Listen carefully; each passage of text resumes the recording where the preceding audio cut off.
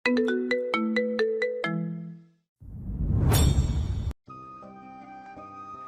করে আছেন কেন? বলুন না, আপনি রিদির সাথে কি করেছেন?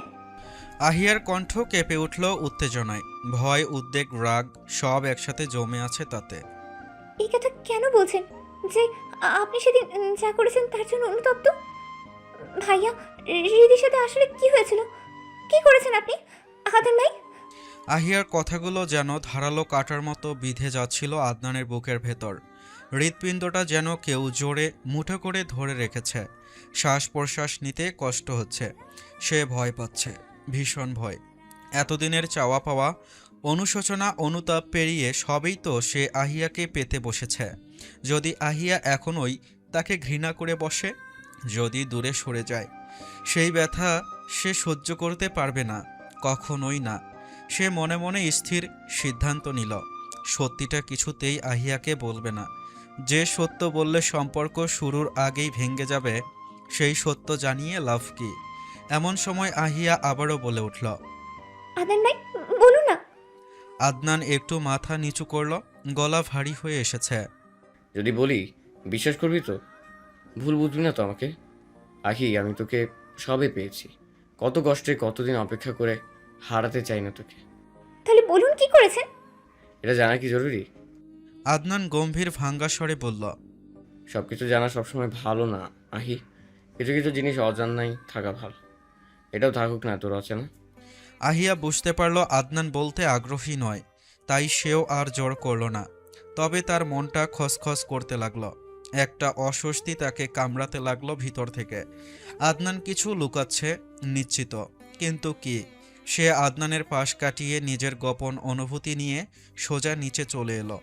নিচে তখন এক অদ্ভুত হট্টগোল। হৃদির হারিয়ে যাওয়া নিয়ে সবাই দিশেহারা। আমজাদ মীর কানে ফোন চেপে ব্যস্ত পায়ে হন্তদন্ত হয়ে বেরিয়ে যাচ্ছিলেন। তখনই পিছন থেকে আফরোজা শেখ গলা উঁচু করে ডেকে উঠলেন। কোথায় যাচ্ছেন মন্ত্রী সাহেব? আমজাদ মীর ঘুরে দাঁড়ালো, কান থেকে ফোন পাশে সরিয়ে বললেন। কোথায় আবার? তোমার ছেলে ঢাকার বুকে তাণ্ডব শুরু করে দিয়েছে। তাণ্ডব! তার উপরে দেশের আইন শৃঙ্খলা এখন তার দু হাতে ঝুলে আছে। আর তার উপরে ছড়িয়ে পড়েছে স্বরাষ্ট্রমন্ত্রীর বউ নিখোঁজ। পুরো শহর ঘিরে ফেলেছে ডিবি পুলিশ। প্রত্যেকটা অলিগলি, বর্ডার, চেকপোস্ট, সব জায়গা। এমন অবস্থায় আমি কি করে বসে থাকি বলো? আফরোজা শেখ একটা দীর্ঘ নিঃশ্বাস ছাড়লেন। তার ধারণা ছিল এমনটাই হবে। সে সামান্য কপাল গুছিয়ে বললেন। আপনার ছেলের তো মাথার সব তারই ছেঁড়া।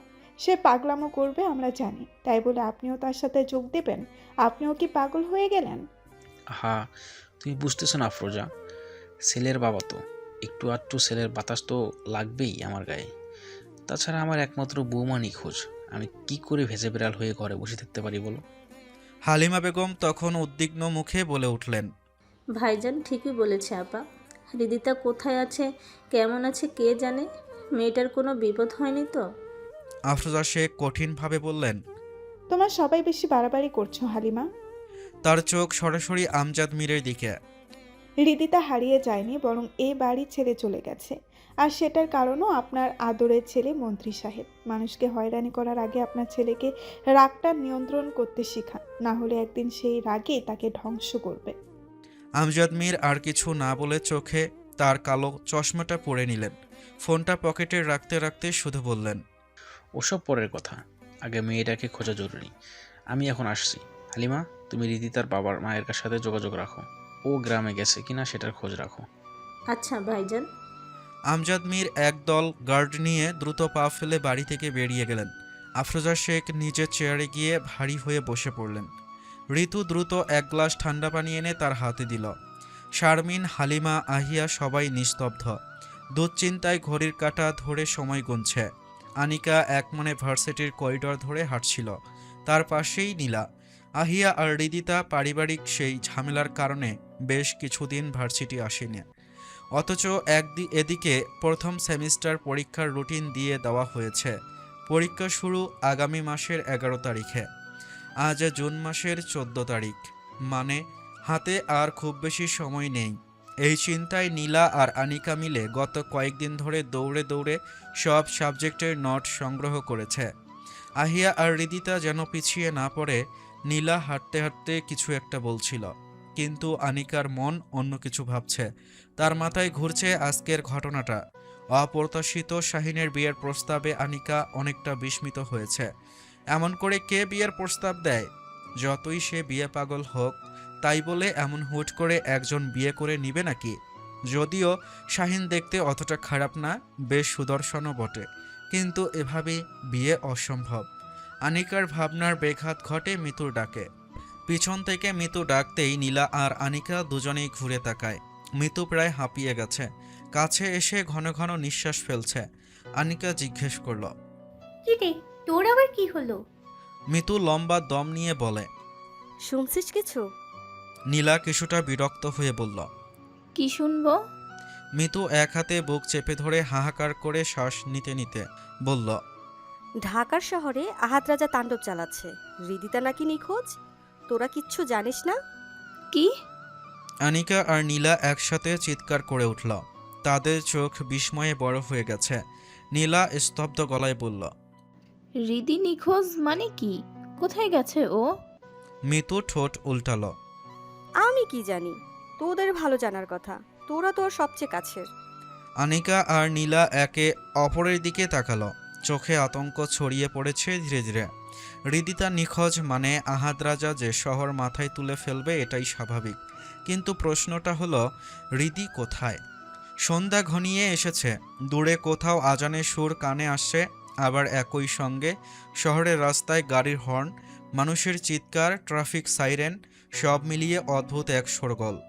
ডিবি, র্যাব, স্পেশাল ফোর্স সবাই লবণের মতো ছড়িয়ে গেছে পুরো শহরে। প্রতিটা অলি গলি, টানেল, টার্মিনাল চেক হচ্ছে। প্রতিটা সিসিটিভি ফুটেজ খতিয়ে দেখা হচ্ছে। কিন্তু এখন অবধি স্বরাষ্ট্রমন্ত্রী বউয়ের খোঁজ দিতে পারলেন না। এমনকি একটা কুলুও না। আহাদ রাজা তার ত্রয়ী আর গার্ড নিয়ে প্রত্যেকটা শত্রুর আস্থানায় হানা দিয়েছে। কোনো শত্রু তার সাথে শত্রুতা করে তার প্রেয়সীকে অপহরণ করতে পারে এটা ভেবে। ঢাকার রাস্তায় বুলেট গতিতে ছুটছে তাদের কালো গাড়ি সারিবদ্ধ হয়ে। হেডলাইটের আলো ধারালো তীরের মতো রাস্তায় ছিঁড়ে এগিয়ে চলছে। গন্তব্য মাতাব্বরের আস্থানা। গাড়ির সারি থামতেই খলিল মাতাব্বরের বিশাল বাড়িটা ঘিরে নিল নিরাপত্তা রক্ষীরা। আহাদ রাজার হাতে সিরিয়াস আর কোকর কালো বেল্ট। সে ছেড়ে দিতেই তার পোষা কুকুর দুটো গর্জন করে ঢুকে পড়ল ভিতরে। মাতব্বরের লোকেরা বন্দুক রড নিয়ে তেড়ে এলো, কিন্তু আহাদ রাজা আর তার কুকুরের সামনে তারা ছেলে খেলা। মুহূর্তেই সবাই কুপকাত। আহাদ রাজা কোমরে গোজা ধাতব পিস্তলটা বের করে ঘুরিয়ে ঘুরিয়ে ওপরে উঠতে লাগলো। তার চোখে আগুন, যেন ধ্বংসের দেবতা নেমে এসেছে। তার সাথে লাইন ধরে আদিল, শাহিন, নাদিম, শাওন আর একদল গার্ড। দ্বিতীয় তলায় মাতব্বরের রুমের দরজাটা এক লাথিতেই খুলে ফেলল। রুমে ঢুকতেই দেখে এক অদ্ভুত দৃশ্য। খলিল মাতব্বর জায়নামাজে দাঁড়িয়ে, সম্ভবত মাগরিবের নামাজ পড়ছিল। আহাদ রাজা ঠোঁট বাঁকিয়ে হাসল। এ হাসি ঘৃণার, ব্যঙ্গের, তাচ্ছিল্যের। যে মানুষের কুকর্ম হিসেব লিখতে গেলে খাতা ভরে যাবে, সে আজ যায় না মাঝে। মানুষ বড়ই অদ্ভুত প্রাণী। আল্লাহকে ভয় করে না। মৃত্যুর পর কি হবে তার ভয় নেই, অথচ মৃত্যুর আগের জীবনটাই কি মায়া। এই ক্ষণস্থায়ী জীবনের মায়া ত্যাগ করা আসলেই দুষ্কর। নামাজরত মাতব্বরকে পাশ কাটিয়ে আহাদ রাজা একটা সিঙ্গেল সোফা গড়গড় শব্দ করে টেনে নিল। সোফায় বসে পিস্তল গালে ঠেকিয়ে একটুখানি মাথা কাত করে নামাজ শেষ হওয়ার অপেক্ষা করল। কিন্তু মাতব্বরের নামাজ শেষ হওয়ার নামই নিচ্ছিল না। দুবারের জায়গায় মাঝে মধ্যে 3 বার সেজদা দিচ্ছে। হয়তো ভেবে নিয়েছে আজ নামাজেই তাকে বাঁচাতে পারবে। আদিল এটা দেখে হেসে উঠে বলল। এইটা কি দেখছি রে শাহিন ভাই? আজকে মনে হয় মাতাব্বর জীবনের সব নামাজ একসাথে পড়ে শেষ করবে। শাহিন ফিসফিস করে বলল। জান্নাত দখল করতে নেমে গেছে মনে হয়। হালকা হাসির শব্দ ঘরে ছড়িয়ে পড়ল। আহাদ রাজা পিস্তলটা কপালে ঘেঁষে বলে ওঠে। একটা করে সেজদা বেশি দিলেই তো জান্নাত পাওয়া যায় না, সেটা মাতব্বরে কেউ বোঝা। আবারও হাসল সবাই। এক মুহূর্ত নিস্তব্ধতার পর হঠাৎই আহাদ রাজার গলা বজ্রের মতো ফেটে উঠল। তোর নামাজ শেষ কর, কুইক, নাহলে যত সময় আমাকে বসিয়ে রাখবি তোর শাস্তি ততটাই ভয়ানক হবে। সাথে সাথেই মাতব্বর সালাম ফেরালো। কাপা কাপা হাতে জায়নামাজ গুছিয়ে নিতে না নিতেই আহাদ রাজা তার ওপর ঝাঁপিয়ে পড়ল, গলা চেপে পিছনে ঠেলে দেয়ালের সাথে মিশিয়ে দিল। হিংস্র পশুর ন্যায় গর্জন ছড়ল। আমার রীতি কোথায়? কোথায় লুকিয়ে রেখেছিস ওকে হারামজাদা? মাতব্বর কাশতে কাশতে বলতে লাগলো, আমি কিছু করি নাই। আমি জানি না সে কোথায়। তোকে আমি জ্যান্ত পুঁতে ফেলবো মাতাব্বর। আমার প্রিয়সীর যদি কিছু হয়, তোর জীবন আমি জাহান্নাম বানিয়ে দেব। আমি সত্যি বলছি, আমি জানি না আপনার প্রেয়সী কোথায়। বিশ্বাস করুন, আমি কিচ্ছু করি নাই। আহাদ রাজা ঠোঁট বাঁকালো। বিশ্বাস? তোর মধ্যে শোরকে বিশ্বাস করব? মাতব্বরের গলা আরেকটু জোরে চেপে ধরল। মাতব্বর এবার হাঁসফাঁস করতে লাগলো, নিজেকে ছাড়ানোর চেষ্টা করছে অনবরত। চোখ দুটো রসগোল্লার মতো হয়ে গেছে, বেরিয়ে আসার উপক্রম। সে বহু কষ্টে বলল, আপনি চাইলে সব জায়গা চেক করতে পারেন, আমি কিচ্ছু করি নাই। এটা ঠিক যে আপনার পরিবার আমার নজরে ছিল, কিন্তু আমি সত্যি কিছু করিনি। আহাদ রাজা চোখে লাল আগুন জ্বলছে। অতিরিক্ত রাগের ফলে কপালের শিরাগুলো ধপধপ করে লাফাচ্ছে। এমন সময় নাদিম এসে মাথা নিচু করে বলল, ভাই মাতব্বর এবার সত্যি বলছে, ওরা ভাবিকে অপহরণ করে নাই। আমাদের সব সোর্স কনফার্ম করেছে। আহাদ রাজা এক ঝটকায় মাতব্বরকে ছেড়ে দিল। সে মেঝেতে পড়ে কাশতে কাশতে নিজেকে সামলাচ্ছে। লজ্জা, রাগ আর অপমান মিলেমিশে তার চোখে বিষ। মনে মনে ঠিক করল, কিছু না করেও তাকে অপদস্থ হতে হচ্ছে। এটার বদলা সে সময় মতো নিবে, অবশ্যই নেবে। আহাদ রাজা সেখান থেকে বেরিয়ে এলো। গভীর ভারী অন্ধকার নেমে এসেছে চারপাশে। গাড়ির বনেটের ওপর দুহাত রেখে সে ঝুঁকে পড়ল, চোখ বন্ধ করে গভীর দম নিল। গলার ভেতরটা শুকিয়ে গেছে, বুকের পাঁজর টনটন করে উঠল। তার প্রেয়সী গেল কোথায়? সে এবার মাথাটা তুলে তা কালো অসীম আকাশের দিকে তাকিয়ে বিড়বিড় করে আওড়ালো, শুধু একটা ইঙ্গিত দাও খোদা, নাহলে আমি যে পাগল হয়ে যাবো ওকে ছাড়া। আমার যে দম বন্ধ হয়ে আসছে, পারবো না তোকে ছাড়া থাকতে। ঝড়ো সন্ধ্যার কালো মেঘে ঢাকা শহরটা যেন আরও অচেনা, আরও ভয়াত হয়ে উঠেছে। বিমানবন্দর থেকে বুড়িগঙ্গা পর্যন্ত, কুড়িল থেকে কামরাঙ্গীর চর পর্যন্ত সবার দরজা কড়া নাড়া হয়েছে, কিন্তু কোথাও হৃদির হদিশ নেই। ভাইয়া এবার কি করবে? কোথাও খুঁজবে ভাবিকে? আদিলের কণ্ঠ ভারী, আতঙ্কে থরথর করে কাঁপছে। আদিল আবার জিজ্ঞেস করল, সারাদিনে একটা ক্লুও পেলাম না, ভাবি কোথায় যেতে পারে? আচ্ছা, ভাবি কি ইচ্ছে করেই কোথাও লুকিয়ে আছে, নাকি তার সাথে সত্যিই কিছু ঘটেছে? একটার পর একটা প্রশ্ন ছুড়ে দিচ্ছে আদিল, অথচ পাশে দাঁড়িয়ে থাকা আহাদ রাজার মনে শুধু তোলপাড় চলছে। ভিতরটা লেলিহান চিতার মতো দাউ দাউ করে জ্বলছে। বুকের ভেতর তীব্র ব্যথা, অসহ্য। তবুও সে যতটা সম্ভব নিজেকে সামলে রাখল। ধীরে, খুব ধীরে সে বলল, জানি না আদিল, জানি না, একদমই বুঝতে পারছি না। প্রীতি কোথায় আছে, কেমন আছে, কিচ্ছু জানি না, আমি কিচ্ছু না। তার কণ্ঠে অসহায়ত্বের সঙ্গে দমিয়ে রাখা আগুন। এক মুহূর্ত থেমে দাঁতের দাঁত পিষে সে আরও যোগ করল, কিন্তু এটা যদি ওর ইচ্ছাকৃত কোনো চাল হয়ে থাকে, যদিও নিজের ইচ্ছা আমাকে ছেড়ে গিয়ে থাকে, তাহলে আমি যে ওকে কি করব সেটা আমি নিজেও জানি না। তার চোখে তখন ঝড়, সেই ক্রোধ বিস্ফোরিত হতে পারে যে কোনো সময়। সে গাড়িতে উঠে দরজাটা ধপ করে বন্ধ করে দেয়। শাহিনও দ্রুত উঠে বসলো সামনের সিটে। গাড়ির সারি ছুটল শহরের ব্যস্ত পথে, কিন্তু আজকে শহরের আকাশটাও শান্ত নেই। ঘন কালো মেঘ জমেছে, বিদ্যুতের রেখা বারবার আকাশ ফেরে নিচে নেমে আসছে। বাতাসে ধুলোর তীব্রতা, ঝড় আসার মতো অবস্থা। বিমানবন্দর রেলওয়ে স্টেশনের কাছাকাছি আসতেই হঠাৎ শুরু হলো গর্জন, সাথে প্রবল বর্ষণ। ছোট বড় সব দোকানের ঝাঁপি টেনে বন্ধ করে দিচ্ছে। রাস্তাগুলো প্রয়াস ফাঁকা হতে থাকে। এতটাই ভারী বর্ষণ যে এক হাত সামনেও কিছু দেখা যায় না। বাধ্য হয়ে তাদের গাড়ি থামল রেল লাইনের পাশে। এভাবে তারা প্রায় 20 থেকে 15 মিনিট একই জায়গায় দাঁড়িয়ে আছে। আহাদ রাজা বেশ বিরক্ত হলো। আজ যেন অপরওয়ালা ও তার ধৈর্যের পরীক্ষা নিচ্ছে। সে কপাল গুছিয়ে গাড়ির জানালা দিয়ে তাকাতেই দৃষ্টি পড়ে ল্যাম্পপোস্টের আধো আলোয় এক মেয়ের অবয়ব।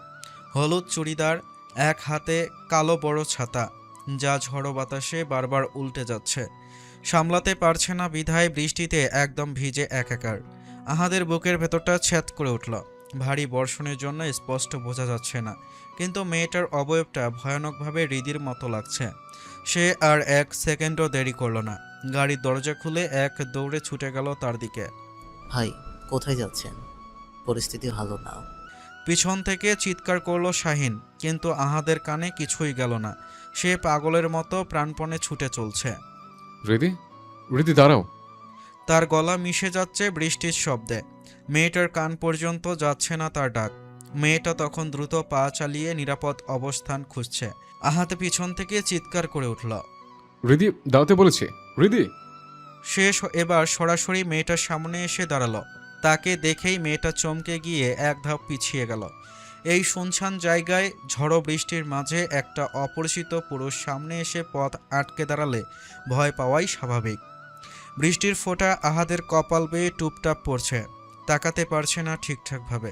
কপালে হাত ঠেকিয়ে চোখ পিটপিট করে বোঝার চেষ্টা করলো। মুহূর্তেই তার বুকের পাঁজর টনটন করে উঠল। এটা তো তার প্রেয়সী না। তার হৃৎপিণ্ড থেমে যাওয়ার মতো ধাক্কা খেল। ভিতরটা ভেঙে গুড়িয়ে যাচ্ছে। মেয়েটা ভীতু কণ্ঠে বলে উঠল, আপনি কে? আমার পথ আটকে দাঁড়িয়েছেন কেন? দেখুন, আমাকে যেতে দিন। আমার সাথে উল্টাপাল্টা কিছু করার চেষ্টা করবেন না। আমি কিন্তু। এক আঙ্গুল তুলে মেয়েটাকে থামিয়ে দিল আহাদ রাজা। তার ধৈর্য এখন শেষ সীমানায়। সে চিবুক শক্ত করে দৃঢ়তার সাথে বলল, আহাদ রাজা শুধু তার প্রেয়সীর সাথে উল্টাপাল্টা কথা বলতে পারে। আপনার মতো মেয়েরা তার কাছে মায়ের সমতুল্য। আন্ডারস্ট্যান্ড? মেয়েটা কিছুটা সাহস সঞ্চয় করে জিজ্ঞেস করল, তাহলে আমার পথ আটকালেন কেন? আহাদ রাজা কাউকে কৈফিয়ত দিতে বাধ্য নয়। মেয়েটা বিরক্ত হয়ে কপাল কুঁচকে বলল, এই আহাদ রাজাটা আবার কে? বারবার তার নাম নিচ্ছেন কেন? আহাদ চোখ কুঁচকে তাকালো। আহাদ রাজাকে চেনে না এমন মানুষের দুনিয়া আছে? মেয়েটা হাসলো হালকা ঠাট্টার ভঙ্গিতে। আছে, স্বয়ং আপনার সামনে দাঁড়িয়ে আছে তো। যে আহাদ রাজা কেন? কোনো রাজাকেই বাস্তবে দেখিনি। তাহলে তো এই জগতের মানুষ বলে মনে হয় না আপনাকে। বৃষ্টির সাথে আকাশ থেকে চুপ করে পড়েছেন মনে হয়। কিছুটা ঠিকই আন্দাজ করেছেন। স্টুপিড। অসহ্য রকম বিরক্ত হলো আহাদ। এই মুহূর্তে তার বিন্দুমাত্র ইচ্ছে নেই তর্ক করার। তাছাড়া অচেনা কোনো মেয়ের সাথে সে আর 1 সেকেন্ডও সময় নষ্ট করতে চায় না। কিন্তু ঘুরে যেতে নিতেই মেয়েটা আবারও পিছু ডাকে। একটু সাহায্য করবেন? আহাদ রাজার পা থেমে গেল, তবে ঘুরে তাকালো না। মেয়েটা বলল, আমি আজকেই জার্মানি থেকে ফিরেছি। ঝড় বৃষ্টির কারণে আমার গাড়ি নষ্ট হয়ে গেছে। আমাকে একটু বাসায় ফিরতে সাহায্য করবেন? যাকে চেনেন না, জানেন না, এখন আবার তার কাছে সাহায্য চাইছেন? ব্যঙ্গ করে বলল আহাদ, কিন্তু মেয়েটা যুক্তি দিয়ে বলল, আপনি বলেছেন আপনার প্রিয়সী না, প্রিয় কেউ আছে। এর মানে আপনি আমার কোনো ক্ষতি করবেন না, তাই সাহায্য চাইছি। অসহায় একটা মেয়েকে এভাবে নির্জন জায়গায় ফেলে যাবে? আহাদ রাজা অনিচ্ছা সত্ত্বেও বলল, হাউ ফানি। বাসা কোথায়? শাহিনকে বলে দিচ্ছি, শাহিন আপনাকে পৌঁছে দেবে। শাহিনকে? আহাদের রাগ তরতর করে বেড়ে গেল। এত সাহস কি করে হয় তাকে প্রশ্নের ওপর প্রশ্ন করার। কিন্তু সে কিছু বলার আগেই শাহিন এসে পড়ল। কিছুটা কাছে এসে বলল, ভাই চলেন, এখন বৃষ্টি কিছুটা কমেছে, আবার বেড়ে যেতে পারে। তার আগেই আমাদের যাওয়া দরকার। আহাদ চোখ বন্ধ করে নিল। নিজের এই অস্বাভাবিক রাগটা নিয়ন্ত্রণ করার তীব্র চেষ্টা করছে। গলার স্বর রুক্ষ করে বলল, আমি রেদিকে না নিয়ে কোথাও যাব না। তোরা চলে যা। যাওয়ার আগে উটকো ঝামেলাটা বাসায় পৌঁছে দিয়ে যাস, সব হবে। শাহিন আর চোখে তাকালো মেয়েটার দিকে। তবে তার থেকে বেশি অবাক হলো আহাদ রাজার মুখে সাওয়াবের কথা শুনে। সে বিড়বিড় করে বলল, ভূতের মুখে ধোয়া কালাম। আহাদ চোখ গরম করে তাকাতেই শাহিন কথা ঘুরিয়ে বলে, ভাই আপনাকে রেখে আমরা কি করে যেতে পারি? আপনাকে ছেড়ে যাব না। শাহিন, যাচ্ছি ভাই, যাচ্ছি। চলুন ম্যাডাম, আপনার গন্তব্য বলুন। ছোটখাটো সওয়াব হাতছাড়া করতে হয় না। শাহিনের সাথে সাথে মেয়েটাও গাড়ির দিকে এগিয়ে যেতে যেতে বলল, মীর হাউস? শাহিন চমকে মেয়েটার দিকে হাঁ করে কিছুক্ষণ তাকিয়ে রইল। সে কি আধো ঠিক শুনেছে? মীর হাউজ? শাহিন এবার কৌতূহল নিয়ে গাড়িতে উঠে বসে। মনে মনে ভাবে যেতে যেতে বাকিটা পথে জেনে নিবে। শাহিন আর গার্ডের গাড়ি সেখান থেকে চলে যায়। আহাদ রাজা নিজের গাড়ির পাশে নির্বাক হয়ে দাঁড়িয়ে আছে। না, শুধু দাঁড়িয়ে নেই, বরং যেন নিজের অস্তিত্বের শেষ ভরসাটুকু আঁকড়ে ধরে কোনোভাবে টিকে আছে। সে এখন কি করবে? কোথায় খুঁজবে তার প্রেয়সীকে? কোথায়? শহরটাকে উল্টে পাল্টে খুঁজেছে, তবুও তার প্রেয়সীর ছায়াটুকু পর্যন্ত পায়নি। সে মাথার চুল দুহাতে মুঠি করে টেনে ধরল। ভিতরে যন্ত্রণা সহ্যের সীমা ছাড়িয়ে গেছে, যেন বুকের মধ্যে আগুন, তার ওপর শ্বাসরোধ হয়ে আসছে। কেউ বুঝল না তাকে, কেউ না। অবশেষে তার প্রেয়সীও তাকে ছেড়ে চলে গেল। সবাই তার রাগটাই দেখল, অথচ কেউ বুঝল না এই রাগটা তার ইচ্ছাকৃত নয়। আর এই সত্যিটাও সবাইকে বলা সম্ভব না। রাস্তার মাঝেই সে হাঁটু গেড়ে বসে পড়ল। ঠান্ডা বৃষ্টির পানি তার গায়ের প্রতিটি তন্ত ভিজিয়ে দিচ্ছে। পুরুষ মানুষের কান্না পৃথিবীতে বড়ই বেমানান, তাই তো তার চোখের অশ্রুকণা বৃষ্টির সাথে মিলেমিশে অদৃশ্য হয়ে যাচ্ছে। এভাবে কতক্ষণ বসেছিল সে নিজেও জানে না। আকাশে বজ্রপাত, রাস্তায় ঝড়ো হাওয়া, আর তার সাথে ভিতরে ধ্বংসের উত্তাল সুর। হঠাৎ নীরবতা ভেঙে তার ফোনটা বেজে উঠল। বৃষ্টিতে অনেকক্ষণ থাকার কারণে হাতগুলো ঠান্ডায় অবশ হয়ে গেছে। কাপা আঙ্গুলে ফোন তুলতেই ওপাশ থেকে আশফাক মিরে স্থির দৃঢ় কণ্ঠ ভেসে এলো। কোথায় তুই? এখন বাড়ি আয়। আহাদ একটা ব্যথাতুর ঢোক গিলে কাপা কণ্ঠে বলল, আমি রীতিকে ছাড়া বাড়ি ফিরবো না চাচু, কিছুতেই না। ওকে ছাড়া ওই বাড়িতে আমার দম বন্ধ লাগে। আমি রিদির ব্যাপারে জানতে পেরেছি, তুই তাড়াতাড়ি আয়। কথাটা শুনে বিদ্যুতের ন্যায় ফট করে দাঁড়িয়ে পড়ল আহাদ রাজা। কণ্ঠ কাঁপিয়ে বলল, কে বললে? কোথায় আছে রীতি? কি জানতে পেরেছো? বলো না আমাকে। এত কিছু ফোনে বলা সম্ভব না, তুই দ্রুত আয়। আসছি, আমি এখনই আসছি। ফোনটা গাড়ির পিছনে ছিটে ছুঁড়ে ফেলে দিয়ে সে ড্রাইভিং সিটে উঠে পড়ল। 1 সেকেন্ডের ব্যবধানে কালো গাড়িটা তীর বেগে ছুটে চলল বৃষ্টি ভেজা রাস্তায়। গভীর রাত আর ঘন বর্ষণ হওয়ায় রাস্তা ফাঁকাই ছিল, তাই তার বাসায় পৌঁছাতে বেশি একটা সময় লাগলো না। মূল গেট পেরিয়ে গাড়ি থেকে নেমে ঝড়ের গতিতে ভেতরে ঢুকল। সেখানে হলঘরে আগে থেকেই সবাই উপস্থিত, তবে তখন তার নজরে কেউ পড়ছে না। সে শুধু হৃদিকে খুঁজছে। আশফাক মীরের কাছে এসেই উতলা হয়ে জানতে চাইল, চাচু, রীতি কোথায়? তুমি বলেছিল রীতির ব্যাপারে জানতে পেরেছ, আমার রীতি কোথায়? আশফাক মীর এবার ধীরে চোখ সরালেন আফরোজা শেখের দিকে। আহাদও সেই দৃষ্টি অনুসরণ করে তাকালো তার মায়ের দিকে। তার মুখে কঠিন দৃঢ়তা। আহাদ এবার চেঁচিয়ে উঠল, কি হলো? বলছো না কেন? রীতি কোথায়? আমজাদ মীর পায়ের ওপর পা তুলে সোজা হয়ে বসলেন। স্বাভাবিক কণ্ঠে বললেন, তোমার আমাকে জিজ্ঞেস করো, তোমার আম্মা সব জানে। আফরোজা শেখ স্বামীর দিকে কড়া চোখে তাকালেন। এতে আমজাদ মীর পা নামিয়ে নেয়, নিচু স্বরে বললেন, তোমার ছেলের বউ কোথায় আছে সেটা বলে দাও আফরোজা। এই বয়সে আমি আমার বউ হারাতে চাই না। আহাদ তার মায়ের দিকে তাকালো। তার মুখের ভাবভঙ্গি দেখেই বোঝা যাচ্ছে সে আগে থেকেই সব জানত। সে রেগে মেগে এগিয়ে গেল তার মায়ের কাছে। আম্মা, তুমি জানতে রীতি কোথায়? তাহলে কেন বললে না? কেন চুপ করে তামসা দেখে গেলে? আমার ফিলিংসের কি কোনো কদর নেই? আমি পাগলা কুত্তার মতো পুরো শহর খুঁজেছি, আর তুমি সব জেনে চুপ করে আছো কেন? আফরোজা শেখ নিজের কাঁধের চাদরটা ঠিক করে বসলেন। তার ছেলে তার সাথে গলা উঁচু করে কথা বলছে, তবে সেও কম কিসে। সে তরাক করে দাঁড়িয়ে গলার স্বর রুক্ষ করে বললেন, কারণ এটাই, এই যে তোমার কথা বলার ভঙ্গি, তোমার রাগ, তোমার জেদ, এই আচরণগুলোই হৃদিতার চলে যাওয়ার কারণ। তুমি যতদিন না বুঝবে কখন কার সাথে কোন সুরে কথা বলতে হয়, ততদিন তোমার হৃদিতা তোমার কাছে ফিরবে না। আহাদ স্তম্ভিত হয়ে তাকিয়ে রইল। মানে তুমি তুমি ইচ্ছে করে রীতিকে ছড়িয়ে দিয়েছ আমার কাছ থেকে? আফরোজা দৃঢ়ভাবে বললেন, অবশ্যই। কেন আম্মা, কেন? কথাগুলো তার বুকের গভীর থেকে বেরিয়ে এলো আর্তনাদের মতো। কারণ আমি হৃদিতার বাবাকে ওয়াদা করেছি তার মেয়ের চোখে কখনো অশ্রুর কণা জমতে দেব না। কিন্তু তুমি ওকে কাঁদিয়েছ, তাই আমি ওকে সরিয়েছি। যেদিন তুমি ওর কদর বুঝবে, সেই দিনই হৃদিতা ফিরে আসবে। আমার কষ্টটা কি তোমাদের কারো চোখে পড়ে না? দেখছো না আমি কেমন ছকিয়ে গেছি রীতির অভাবে? এভাবে চলতে থাকলে তো আমি চাপা শুটকি মাছের মতো হয়ে যাব। আম্মা প্লিজ, ভালো ভালো বলে দাও রীতি কোথায়, না হলে কিন্তু। কি করবে? আবারও ভাঙচুর করবে? আহাদের চোখ জোড়া লাল টকবক করছে। রাগ তরতর করে রক্তের ধমনী ছুঁয়ে আগুনের মতো ছড়িয়ে পড়ছে। একাধিকবার নিঃশ্বাস নিয়ে নিজেকে গুছিয়ে নিতে চাইছে, তাও পারল না। এক ঝটকায় পাশের সোফাটাকে উল্টে ফেলে দিল।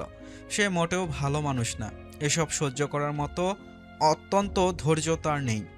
তার নিঃশ্বাস বন্ধ হওয়ার উপক্রম, আর তার মা বলছে তার প্রেয়সীকে সে দিবে না।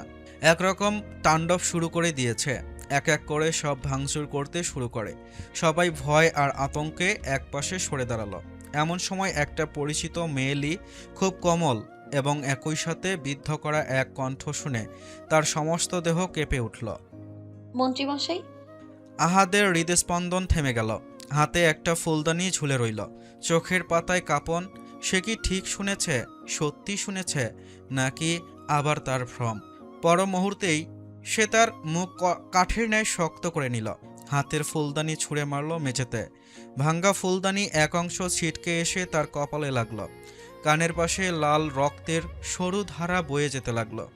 সে কোনো মোহ চায় না, সে তার প্রেয়সীকে চায়। এখনই এই মুহূর্তে চায়। সে ঘুরে দাঁড়াতেই চোখ আটকে গেল সামনে। তার রক্তলাভা চোখের দৃষ্টি নিমিষেই তুষারের মতো নরম হয়ে এলো। ধুকপুক ধুকপুক করে তার হৃদস্পন্দন বাদ্যযন্ত্রের মতো বাজছে। ঠিক তার সামনে লাল জামদানি শাড়ি পরে দাঁড়িয়ে আছে তার প্রেয়সী। ফর্সা মুখে লালাভা ছড়িয়ে তাকে যেন আরও অপরূপ দেখাচ্ছে। নাকের ডগাও লালচে, কান্নার চাপে নাকি ঠান্ডায় বোঝা মুশকিল। চোখের কোণে চিকচিক করছে অশ্রুর টলমল থোকা। আহাদ রাজা মুহূর্তেই চোখ বন্ধ করে ফেলল। এটা কি সত্যি, নাকি আবারও তার কল্পনা? এই নিয়ে ২৬ বার সে হৃদিকে দেখেছে, কিন্তু চোখ খুললেই বুঝেছে এটা ভ্রম, শুধুই ভ্রম। সে হালকা মাথা ঝাঁকালো, কপাল চেপে ধরল শক্ত করে। ঠিক তখনই এক চেনা মোহনীয় অদ্ভুত মিষ্টি ঘ্রাণ এসে তার নাকে লাগল। জুই আর সিনামের মতো এক অদ্ভুত গন্ধ, যেটা শুধু হৃদির শরীর থেকেই পাওয়া যায়। তার মানে এটা কল্পনা হতে পারে না, এটা ভ্রম হতে পারে না। সে এক ঝটকায় চোখ খুলে তাকালো। একদম তার সামনে, তার খুব কাছে তার প্রেয়সী দাঁড়িয়ে। আহাদের বুকের ভেতরটা স্থির হয়ে গেল মুহূর্তের জন্য। সে ধীরে হাত বাড়িয়ে আঙ্গুলের উল্টো পিঠ দিয়ে হৃদির গাল স্পর্শ করে তার গালের উষ্ণতা, আর্দ্রতা, টান সব অনুভব করতে চাইল। হৃদি নিস্পন্দন, ঠোঁট চেপে রেখেছে অভিমানে। কিছু বলার ক্ষমতা নেই, কিন্তু তার চোখের ভেজা আভা বলছে অনেক কিছু। আহাদ রাজা তার কম্পিত গলায় ডাকল, হৃদি। হৃদিতা মাথা নিচু করে অপর নিচে নেড়ে সাড়া দিল। আহাদ দীর্ঘ স্বস্তির নিঃশ্বাস ফেলল, যেন জীবন ফিরে পেয়েছে। কিন্তু সেই আনন্দ এক সেকেন্ডও স্থায়ী হলো না। তার মনে পড়ল হৃদি তাকে ছেড়ে চলে গিয়েছিল। মুহূর্তে তার মুখের ভঙ্গি বদলে গেল, চোখের দৃষ্টি লাল হয়ে উঠল, ঠিক অগ্নিশিখার মতো। হৃদির চোয়াল শক্ত করে চেপে ধরল, কণ্ঠে তীক্ষ্ণ গর্জন। কি করে, হ্যাঁ? কি করে পারলে আমাকে ছেড়ে যেতে জানো? বুক কাঁপলো না তোর? সাহস বেড়ে গেছে খুব, তাই না? কিছু বলছি না বলে দিন দিন সাহস বেড়ে যাচ্ছে। আমি বলেছি না আমাকে না বলে কখনো চলে যাস না? তাহলে কেন গেলি? কোনো আইডিয়া আছে আমার ভিতর কোন ঝড় বইছে? ধারণা আছে তোর? হৃদিতার চোখ বেয়ে গড়িয়ে পড়তে লাগলো সূক্ষ্ম অশ্রুর ধারা। সে ঠোঁট কাঁপিয়ে কিছু বলতে চাইল, কিন্তু বলতে পারল না। আহাদ নিজের উত্তেজনার তেড়ে খেয়ালই করেনি সে কতটা শক্ত করে হৃদির চিবুক চেপে ধরেছে। হালিমা বেগম আর শারমিন এগিয়ে এলেন হৃদিকে ছাড়াতে, কিন্তু আহাদের ক্রোধী হাত নড়লই না। আফরোজা শেখ এবার তেলে বেগুনে জ্বলে উঠলেন, তীক্ষ্ণ কণ্ঠে বললেন, মাথা খারাপ হয়ে গেছে তোমার, ছাড়ো ওকে। হৃদিতা যেতে চায়নি, আমি জোর করে ওকে নাসরিনের সাথে পাঠিয়েছি। ওকে কয়েকদিন সেখানে থাকতে বলেছি, তাতে যদি তোমার একটু শিক্ষা হয়। কিন্তু না, ও তো তোমার মতোই পাগল, একদিন যেতে না যেতেই ফিরে এসেছে। হৃদিতা এবার ফুপিয়ে কেঁদে উঠল। হালিমা আর আহিয়া তাকে ধরে আছে দুই পাশে। আহাদ আবার ক্ষেপে এগোতেই শারমিন তার সামনে এসে দাঁড়ালেন, তাকে শান্ত করতে চাইলেন। আহাদ বাবা, মাথা ঠান্ডা করো, এত রাগ ভালো না বাবা। দেখ রীতি তো তোকে ভয় পাচ্ছে, তুই এমন। হৃদি, সামনে আসো। আহাদের কণ্ঠ বজ্রপাতের মতো ফেটে পড়ল। হৃদিতা শারমিনের পিছনে মাথা নিচু করে দাঁড়িয়ে রইল, যেটা আহাদের একদমই পছন্দ হলো না। সে বা হাতের উল্টো পিঠ দিয়ে নাকটা ঘষে রাগটা নিয়ন্ত্রণ করল। অতঃপর এগিয়ে গিয়ে হৃদির হাতের কবজি ধরল শক্ত করে। এক প্রকার টেনে আনলো সামনে, কিন্তু হৃদিতার অন্য হাত ধরে আছে তার মা। আহাদ চিৎকার করে উঠল। আম্মা, হাত ছাড়ো। আফরোজা শেখ তীক্ষ্ণ চোখে তাকিয়ে পাল্টা গর্জে উঠলেন। তুমি আগে ছাড়ো ওর হাত, ও যাবে না তোমার সাথে। আহাদের চোখ লাল হয়ে উঠল। সে ঘুরে কটমট করে তাকালো আমজাদ মীরের দিকে। বাবা, তোমার বিয়ের তো বইকে সামলান, নাহলে আমি কি করতে পারি তুমি খুব ভালো করে জানো। আমার ধৈর্য টেস্ট করো না। আমজাদ মীর উঠে দাঁড়ালেন, কপালে গভীর বিরক্তিভাজন। সে এগিয়ে এসে বললেন, আফরোজা, ছেড়ে দাও হৃদিতাকে। এই বয়সে সংসার নিয়ে টানাটানি আর ভালো লাগে না। আর আমারও কপাল বটে, নিজের ছেলের কথায় কথায় বাপের সংসার ভাঙার হুমকি দেয়। আফরোজা শেখ তীক্ষ্ণ দৃষ্টি ছুড়ে দিলেন স্বামীকে, কিন্তু তার কিছু বলার আগে হৃদিতা মৃদু কাপা কণ্ঠে বলল, আমার ছাড়ুন, আমি আমি ওনাকে সামলে নিব, আপনি চিন্তা করবেন না। আফরোজা শেখ এবার তাকালেন হৃদিতার দিকে। তার চোখ জোড়া দেখে সে বুঝলেন তার ভিতরে টানাপোড়েন, ভালোবাসা, অস্থিরতা সবকিছু মিশে আছে। সে আর কী বা করবে? অসহায়ের মতো বাধ্য হয়ে হাত ছেড়ে দিল। আহাদ আর এক মুহূর্ত দেরি করল না। হৃদির হাত শক্ত করে ধরে টেনে নিয়ে গেল সিঁড়ির দিকে। হৃদিতা শাড়ির কুচি বারবার পায়ের নিচে পেঁচাচ্ছে, তবুও সে তার মন্ত্রী মশাইয়ের পায়ের সাথে তাল মিলিয়ে হাঁটার চেষ্টা করছে। তার লাল শাড়ির আঁচল বাতাসে উড়ে উড়ে পিছনে নাচছে। হলঘরের সবাই হতবাক হয়ে তাকিয়ে আছে তাদের দিকে। ঠিক সেই সময়ই ঘরের ভেতরে ভারী নীরবতা ভেদ করে প্রবেশ করলো শাহিন আর তার সাথে সেই হলুদ চুড়িদার পরা মেয়েটা। দুজনকে দেখা মাত্রই হলঘরের সবার চোখ ঘুরে গেল তাদের দিকে। ঝড়ের রাতের বিদ্যুৎ চমকের মতোই অপ্রত্যাশিত এই আগমন। শারমিন প্রথমে প্রায় বিশ্বাসই করতে পারছিলেন না। তার চোখ দুটো বিস্ময়ে বড় হয়ে গেল, মুখের কোণে হালকা অবিশ্বাসের টান। তিনি এক পা এগিয়ে গিয়ে বিস্মিত গলায় বললেন, জেরিন, তুই এখানে? জেরিন ঠোঁট চওড়া করে ওর স্বভাবসুলভ সেই মায়াবী প্রাণখোলা হাসিটা দিল। লাফিয়ে উঠে শারমিনের গলায় হাত জড়িয়ে ধরে বলল, ফুপু, কেমন সারপ্রাইজ দিলাম বলো তো? শারমিন বেগম বেশ অবাকই হলেন। নিজের ভাইয়ের একমাত্র মেয়েকে এখানে এনে। জেরিন তাদের সাথেই দেশে আসতে চেয়েছিল, কিন্তু তাদের তাড়াহুড়া করে চলে আসাতে জেরিন আর আসতে পারেনি। এখন এই দমকা হাওয়া আর বৃষ্টি ঝড়ের রাতে তাকে দেখে অবাক হওয়াটাই স্বাভাবিক। তিনি বাকরুদ্ধ হয়ে প্রশ্ন করলেন, তুই কিছু না বলে এভাবে হুট করে কিভাবে চলে এলি? আর ভাইজান তোকে একা ছাড়লো কি করে? জেরিন ঠোঁট উঁচু করে আত্মবিশ্বাসী ভঙ্গিতে হাসল। ফুপু, আমি এখন তো ছোট নেই, বড় হয়েছি, একা একা সব সামলাতে পারি। ফেরার পথে রাস্তায় ঝড় বৃষ্টি ছিল, তাও ঠিকঠাক চলে এসেছি। দেখো না, তোমার সামনে ফিটফাট দাঁড়িয়ে আছি। জেরিনের কথা শেষ হতেই শাহিন পাশ থেকে ব্যঙ্গ ভরা কণ্ঠে বলল, হ্যাঁ, আর সেটা ভাইয়ের কারণেই সম্ভব হয়েছে। কথাটা শেষ হতে না হতেই তার দৃষ্টি পড়ল সিঁড়ি বেয়ে উঠতে থাকা আহাদ আর হৃদিতার দিকে। সে কিছুটা বিস্ময়ের সুরে বলল, ভাই কখন এলো? আমরা তো ভাইয়ের আগে রওনা করেছিলাম, তাহলে ভাই আগে আসতো কি করে? পাশ থেকে আশফাক মীর হালকা ঠোঁট বাঁকিয়ে তাচ্ছিল্যের সুরে বললেন, বইয়ের খোঁজ পেলে 7 সাগর আর 13 নদী অনায়াসে পার করা যায়। আর এটা তো ঢাকার শহর, তাও আবার রাজত্ব আহাত রাজার হাতের তালুতে। শাহিন চোখ কপালে তুলে বলল, তাই তো। ভাবিকে কোথায় পেল? কোথায় ছিল ভাবি? ভাবিজানের অ্যাসিস্ট্যান্ট নাসরিনের বাসায়। শাহিন অবাক হয়ে তাকালো আফরোজা শেখের দিকে। তার মুখের অভিব্যক্তি দেখে মুহূর্তেই বুঝে গেল সবকিছু। জেরিনও কৌতূহলী চোখে তাকালো সিঁড়ির দিকে। ততক্ষণে আহাদ আর হৃদিতা ওপরের করিডর পেরিয়ে গেছে। এখন তাদের কেবল পিঠ দেখা যাচ্ছে। তবুও সে আহাদ রাজার দেহের আকার আর চলার ভঙ্গি দেখেই চিনে ফেলল, কিন্তু কিছু বলল না। হালিমা বেগম কিছুটা অবাক হয়ে বললেন, শাহিন, তুই জেরিনকে কোথায় পেলি? শাহিন এক চিলতে হাসি দিয়ে বলল, রাস্তায়। ভাই বলতো বাসায় পৌঁছে দিতে, সওয়াব হবে। এমনি তো সওয়াবের সাক্ষাৎ পাওয়া যায় না, আজকে সামনে এসে দাঁড়ালো তাই তুলে নিয়ে আসলাম। তার ব্যঙ্গাত্মক সুর আদনানকে আরও বিরক্ত করে তুলল। সে এতক্ষণ চুপচাপ দাঁড়িয়ে সব নীরব তামাশা দেখে গেছে, এখন আবার শাহিনের টিপ্পনি পুরোটা সহ্যসীমা পেরিয়ে যাচ্ছে। আদনানের এসব ফালতু কথা মোটেও পছন্দ না। সে পাশ কাটিয়ে চলে যেতে চাইল, কিন্তু তখনই অপ্রত্যাশিত কিছু ঘটল।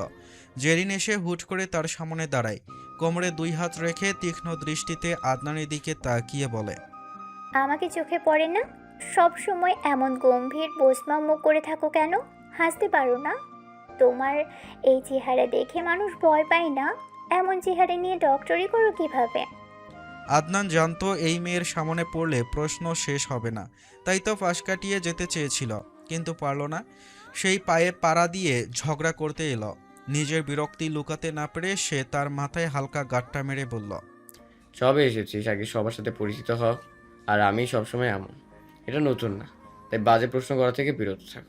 কথাটা বলেই আদনান আর চোখে একবার তাকালো আহিয়ার দিকে। আহিয়া তার দিকেই তীক্ষ্ণ দৃষ্টি নিক্ষেপ করেছিল। চোখে চোখ পড়তেই দ্রুত দৃষ্টি সরিয়ে নিল। আদনান ঠোঁট বাঁকিয়ে এক অদ্ভুত আত্মবিশ্বাসী হাসি দিল। নিজেই বিড়বিড় করে বলল, তুই এবার অন্য আদনান মীরকে দেখবি আহি, আর কয়েকটা দিন, তারপর বুঝবি দৃষ্টি চুরি করার সাজা আসলে কতটা কঠিন হতে পারে। ওপরে নিজের রুমে আসতেই বিস্ফোরণ ঘটালো আহাদ রাজা। দরজাটা শব্দ করে বন্ধ করে দিল। এত জোরে শব্দ হলো যে রুমের দেয়ালগুলো কেঁপে উঠল। হৃদিটা গুটিসুটি মেরে দাঁড়িয়ে আছে। হৃদস্পন্দন দ্রুততর হয়ে উঠেছে প্রতিটা সেকেন্ডে। আহাদ রাজা ক্রোধের গতি সামলাতে না পেরে পায়চারি করতে লাগলো রুমের এদিক ওদিক। পকেট থেকে মোবাইল, ওয়ালেট, চাবি যা যা ছিল সব বের করে ছুঁড়ে মারল সোফায়। শার্টের গলার 2-3টা বোতাম খুলে দিল, তবুও রাগ কমছে না, বরং আরও বেড়ে উঠেছে। যতবার তার মাথায় ফিরে আসছে যে হৃদি তাকে ছেড়ে চলে গিয়েছিল, ততবার রাগের তীব্রতা যেন 303 ডিগ্রি সেলসিয়াস ছাড়িয়ে যাচ্ছে। নিজেকে আর নিয়ন্ত্রণ করতে পারল না। কোনো অগ্রিম বার্তা ছাড়াই ঠাস করে একটা থাপ্পড় বসিয়ে দিল হৃদির কোমল গালে। হৃদি তার মাথা হেলে গেল পাশে, চোখ জ্বালা করতে লাগলো ব্যথায়, গাল লাল হয়ে উঠল মুহূর্তেই। তবুও সে কোনো মতে নিজেকে সামলে দাঁড়িয়ে রইল, কারণ ভুলটা তারই। সে ছেড়ে গিয়েছিল এই পাগল মানুষটিকে, যে তাকে ছাড়া কিছুই বোঝে না। কিন্তু মুহূর্তেই আহাদ রাজার নিজের ভেতরও বজ্রপাত হলো। সে তার প্রেয়সীর গায়ে হাত তুলেছে। এই উপলব্ধিতে সে নিজেই ক্ষিপ্ত হয়ে উঠল নিজের ওপর। ড্রেসিং টেবিলের ভাঙ্গা আয়নায় একের পর এক ঘুষি মারতে লাগলো। তার গলা কাঁপতে লাগলো, রাগে না ব্যথায় নাকি ভয়ে বোঝা দেয়। কেন আমাকে একটু ভালোবাসলে না জানো? কেন কেন চলে গেলে? কেন আমি বোঝার চেষ্টা করলি না? আমি কি এতটাই খারাপ? হ্যাঁ, তাহলে জেনে শুনে আমার জীবনে কেন আসলি? আমি তো তোকে জোর করিনি, ফোর্স করিনি। নিজের ইচ্ছেতে যখন এলি, তাহলে ছেড়ে গেলি কেন? কেন? প্রত্যেকটা কথা তার ভিতরে দহন ছিঁড়ে বেরিয়ে আসছে। কথাগুলো বলতে নিয়ে আহাদ রাজার মতো মানুষেরও গলা কাঁপছে। আমি তো তোকে বলেছিলাম আমাকে ছেড়ে যাস না। আমি ঠিক থাকতে পারি না। আমার এলোমেলো জীবন আরো এলোমেলো হয়ে যায়। তবুও কত সহজে আমায় ছেড়ে চলে গেলি কেন? আমি পাগল তাই? আমি উগ্র বদমেজাজি? মানে নেওয়া যায় না আমার সাথে? ঠিক আছে, তাহলে চলে যা। সে হাত তুলে দরজার দিকেই ইশারা করে হৃদিকে বলছে বেরিয়ে যেতে। হৃদি তার চোখ ছলছল করছে, ঠোঁট কাঁপছে, বুক ওঠানামা করছে দ্রুত গতিতে। হঠাৎ করেই সে দৌড়ে গিয়ে পিছন থেকে আহাদকে শক্ত করে জড়িয়ে ধরল। আহাদ প্রথমে অভিমানীর রাগে তাকে সরিয়ে দিতে চাইল, তবে হৃদি তা ছাড়ল না, বরং আরও শক্ত করে জড়িয়ে ধরল। ফ্যাস ফ্যাস করে ভাঙ্গা কণ্ঠে বলে উঠল, তোমায় ছেড়ে বহু দূরে যাব কোথায়? এক জীবনে এত প্রেম পাবো কোথায়? হৃদির চোখের পানি আহাদের সাদা শার্ট ভিজিয়ে দিচ্ছে। তার নিঃশ্বাসের উত্তাপ ত্বক ভেদ করে সোজা হৃদয়ে আঘাত করছে। এমতো অবস্থায় তার কি করা উচিত বুঝতে না পেরে কিছুক্ষণ স্তব্ধ রইল। হৃদিতা পিছন থেকে আরও আস্তে পৃষ্ঠে ঝরল। প্রিয়সীর আলিঙ্গনে আহাদ রাজার স্ফুলিঙ্গের মতো রাগ মুহূর্তেই গলে গেল ঠান্ডা স্রোতে। সে ধীরে ধীরে ঘুরে মুখোমুখি হলো হৃদিতার। লাল শাড়িতে তার প্রেয়সীকে জ্বলন্ত হুড়পড়ির থেকে কোনো অংশে কম লাগছে না। এই শাড়িতে তার প্রেয়সীকে দেখলে ভালো লাগার চাইতে কেন জানি ঈর্ষা কাজ করে বেশি। যদি কেউ তাকে এই রূপে দেখে তাহলে তার মায়াজালে আবদ্ধ হতে বাধ্য, যেমনটা সে আবদ্ধ হয়েছে। আর সে চায় না সেই মায়াজালে সে বিনা অন্য কেউ বাধা পড়ুক। সে নিজের শরীর দিয়ে হৃদিকে দরজার সাথে ঠেসে ধরল, 2 হাত দিয়ে তার কোমর চেপে ধরল, চোখ দুটো লালচে, কর্কশ কণ্ঠে বলল, আমি তো তোমায় বলেছিলাম আমার অনুমতি ছাড়া লাল শাড়ি পরতে না, বলেছিলাম না? তাহলে কেন পড়েছ? ভয় হয় না? জানের ভয় নাই? বুক কাঁপে না? মেরে ফেলি এখন? হৃদিতা ঠোঁট ফুলিয়ে আহাদের শার্টের বোতাম খুঁড়তে খুঁড়তে মিনমিনিয়ে বলল, আপনার জন্যই তো পড়েছি। এখন আপনি আমাকে বুকের সাথে পিষে মারবেন নাকি বুকে জড়িয়ে আগলে রাখবেন, সেটা তো সম্পূর্ণ আপনার ব্যক্তিগত সিদ্ধান্ত। আহাদ অদ্ভুত এক নেশালো দৃষ্টিতে পলকহীন তাকিয়ে রইল তার প্রেয়সীর দিকে। কপালে পড়ে থাকা কানের পাশে চুলের গোছা গুজে দিয়ে এক ঝটকায় নিজের বক্ষের স্থলে টেনে নিল। হেসকি স্বরে বলল, বেশ, তাহলে মেরে ফেলি। একদম আমার বুকের সাথে পিষিয়ে মেরে ফেলি। তার আলিঙ্গন শক্ত হলো আরও। হৃদিও তাকে জড়িয়ে ধরল পাগলের মতো। মাথাটা গুজে দিল আহাদের বুকে ঠিক মাঝখানে, মুখে লাজুক হাসি। হৃদিতার শরীরের অদ্ভুত মেয়েলি গন্ধ আহাদের মস্তিষ্কে এক অচেনা ঝড় তুলে দিল। তার সমস্ত যুক্তিবোধ এলোমেলো হয়ে গেল। অজান্তেই সে হৃদিতাকে আরও শক্ত করে নিজের বুকে চেপে ধরল। তার বাহুর বাঁধন শক্ত হলো। এতে হৃদিতার নড়াচড়াও থেমে গেল। আশ্চর্য, কেউ এত শক্ত করে জড়িয়ে ধরে? হৃদিতার বুক ধরফর করতে লাগলো। বাধ্য হয়ে মৃদু কাপা কণ্ঠে বলল, আপনি কি সত্যি সত্যি আমায় মেরে ফেলবেন নাকি? আহাদ নির্দয় স্বরে বলল, সন্দেহ আছে কোনো? আমি মরে গেলে আপনি খুশি হবেন? আহাদের গলার স্বরটা ছিল ভয়ঙ্কর রকমের স্থির। যদি বলি হ্যাঁ? হৃদিতা ধীরে মাথা নাড়ল। বিশ্বাস করি না। কেন? আপনি বলেছেন আপনি আমাকে ভালোবাসেন।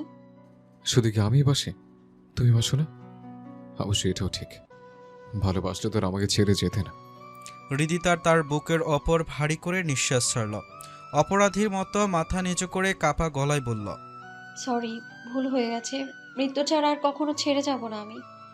আহাদ হঠাৎ করেই স্বাভাবিক ভঙ্গিতে বলল, ভুল যখন করেছ তখন শাস্তি তো পেতেই হবে। কান ধর। 13 ঘন্টা আমাকে হয়রানি করেছ, 13 বার কান ধরে উঠবস করো। হৃদিতা অবাক হয়ে ফট করে মাথাটা তুলে তাকালো তার দিকে। এইভাবে তাকিয়ে কি দেখছ? আমি কি বলেছি শুনতে পাওনি? বুড়ো উঁচিয়ে বলল আহাদ। হৃদিতা ঠোঁট ফুলিয়ে শিশু সুলভ ভঙ্গিতে বলল, পেয়েছি তো। তাহলে দাঁড়িয়েছো কেন? একটা শুকনো ঢোক গিলল হৃদিতা। অতঃপর বলল, ভুল তো আমি একা করিনি, আপনিও করেছেন। আমার সাথে রুডলি কথা বলেছেন, কান তো আপনার ধরা উচিত। তাছাড়া বিয়ের সময়ের শর্তটা মনে আছে তো? 72 বার ধরতে হবে কিন্তু। আহাদ রাজার ভ্রু কুঁচকে তাকালো তার প্রেয়সীর দিকে। স্পষ্ট মনে পড়ে গেল সেই শর্তটা। হৃদিতা সুযোগ বুঝে আবার বলল, আপনার কষ্ট হলে একবারে করার দরকার নেই, প্রতিদিন সকালে নিয়ম করে 10 বার উঠবোস করলেই হবে। আহাদ রাজা এক ধাপ এগোতেই হৃদিতা স্বাভাবিকভাবেই এক পা পিছিয়ে গেল। আহাদ ব্যঙ্গাত্মক হাসি হেসে নিজের বুকে তর্জনী ঠেকিয়ে বলল, তোমার সাহস তো কম না? আহাদ রাজাকে কান ধরতে বলছো? আহাদ রাজাকে? হৃদিতা জিহ্বা দিয়ে ঠোঁট ভিজিয়ে ইতস্তত করল। না, আমি তো আমার বিবাহিত স্বামীকেই বলেছি। আচ্ছা। ভ্রু তুলে জিজ্ঞেস করল আহাদ। হৃদিতা অপর্ণিস মাথা নেড়ে সম্মতি জানালো। আহাদ ধীরে ধীরে তার দিকে এগোতে লাগলো। স্বামী বলে যখন আবদার করছেন তখন আমার আচরণটাও তো তেমনই করা উচিত। কি বলেন রীতি রানী? হৃদিতার চোখ বিস্ময়ে বরফ হয়ে গেল। এক ছুট লাগালো বারান্দার দিকে। সে আহাদ রাজার মনোভাব ভালো করেই বুঝতে পেরেছে। পালানোই একমাত্র উপায়। কথায় আছে না, নিজে বাঁচলে বাপের নাম। কিন্তু বেশি একটা লাভ হলো না। আহাদ রাজা পিছন থেকে গিয়ে তার কোমর জড়িয়ে ধরেছে। তার শক্ত বাহুতে আটকে গেল হৃদিতা। থুতনি এসে ঠেকল তার ঘাড়ে। বাইরে তখনও ঝুম বৃষ্টি, মাঝে মাঝে বিদ্যুৎ চমকাচ্ছে। প্রকৃতিতে ঠান্ডা শীতলতা বইছে। অথচ আহাদের তপ্ত নিঃশ্বাস আর হৃদিতার উন্মুক্ত উদরে তার হাতের স্পর্শে শরীরের ভেতর আগুন জ্বলে উঠেছে। আহাদ এবার তার ঘাড়ে নখ ঘষে হেসকি স্বরে বলল, বৃদি। হৃদিতা কণ্ঠ কাঁপিয়ে জবাব দিল, হুম। আমার ঠান্ডা লাগছে, চলো ভেতরে যাই। আমি যাব না, আপনি খারাপ। বেশি খারাপ? সেদিনের কথা মনে পড়তেই হৃদিতার চোখ বড় হয়ে গেল। কথা ঘুরিয়ে নিয়ে বলল, না না, ভালো। আহাদ রাজা মৃদু হাসল। বেশি ভালো? হৃদিতা মাথা নেড়ে জানালো। হ্যাঁ। আহাদ তার প্রেয়সীর বন্ধ চোখের পাতায় দুটো নরম চুমু রেখে নেশাগ্রস্ত কণ্ঠে বলল, আমার যে এত ভালো পোষায় না জানো, আমি খারাপ হতে চাই, অনেক বেশি খারাপ হতে চাই। আজ আর কোনো ভনিতা করল না হৃদিতা। নিঃশব্দে আত্মসমর্পণ করল তার মন্ত্রী মশাইয়ের কাছে। অবচেতনে শরীর হেলে পড়ল আহাদের দিকে। আহাদ দুহাতে তার প্রেয়সীকে সামলে নিল, তারপর অনায়াসে কোলে তুলে নিল। পাজা কোলে করেই ভেতরের ঘরের দিকে পা বাড়ালো। বাইরে তখন বৃষ্টির মাত্রা আরও বেড়ে গেছে। বাতাস আর বৃষ্টির মধ্যে অদ্ভুত এক রেষারেষি চলছে, ঠিক যেমনটা চলছে ঘরের ভেতরে দুটি হৃদয়ের মাঝখানে। সকাল সকাল সিঁড়ি বেয়ে নামতে গিয়ে কারোর সাথে ধাক্কা লেগে ভারসাম্য হারিয়ে ছিটকে পড়ল আদিল। চোখ মুখ কুঁচকে এলো তীব্র ব্যথায়। রাগে দাঁত কামড়ে চোখ বন্ধ করে রইল কয়েক সেকেন্ড। মনে মনে গজগজ করতে করতে চোখ খুলল সে। চোখ খুলতেই যা দেখল তাতে ব্যথার থেকেও রাগটা বেশি জ্বলে উঠল। তার সামনে দাঁড়িয়ে একটা মেয়ে হাসছে। আদিল তখনও জেরিনকে চিনে না, তাই তার জন্য জেরিন অচেনা একটা মেয়ে। আদিল একেবারে রেগে মেগে আগুন। একে তো তাকে ফেলে দিয়েছে, তার ওপর আবার দাঁত কেলিয়ে হাসছে। ভারী বেয়াদব মেয়ে তো। আদিল ওঠার চেষ্টা করল। আচমকা আবারও মেঝেতে পা পিছলে ধপাস করে পড়ল।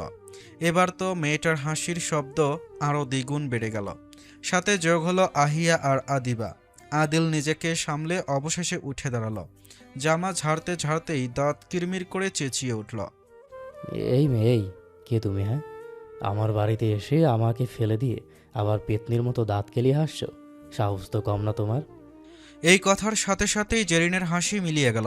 চোখের দোষ্টমি সরে গিয়ে জায়গা নিল খাঁটি রাগ। গাল দুটো লাল হয়ে উঠল। সে একদম আদিলের সামনে এসে দাঁড়ালো, চোখে চোখ রেখে বলল, আমি পেতনি? এক সেকেন্ড থেমে ঠোঁট বাঁকিয়ে যোগ করল, নিজেকে আয়নায় দেখেছো? দেখতে তো একদম রাম ছাগলের মতো, আবার বড় বড় কথা বলতে এসেছে।